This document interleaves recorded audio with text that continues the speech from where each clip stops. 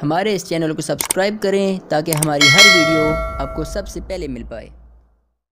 बिस्मिल्लाहिर्रहमानिर्रहीम। इमाम अली अलैहिस्सलाम नहजुल बलागा में कलिमात किसार में फ़रमाते हैं, अगर मैं मोमिन की नाक पर तलवारें लगाऊं कि वो मुझे दुश्मन रखे तो तब भी वो मुझसे दुश्मनी न करेगा, और अगर तमाम मताए दुनिया काफिर के आगे ढेर कर दूं कि वो मुझे दोस्त रखे तो भी वो मुझे दोस्त न रखेगा, इसलिए कि ये वो फ़ैसला है जो पैगंबर उम्मी सल्लल्लाहु अलैहि वसल्लम की ज़ुबान से हो गया कि आप सल्लल्लाहु अलैहि वसल्लम ने फरमाया कि ए अली, कोई मोमिन तुमसे दुश्मनी न रखेगा, कोई मोमिन तुमसे दुश्मनी न रखेगा और कोई मुनाफिक तुमसे मोहब्बत नहीं करेगा।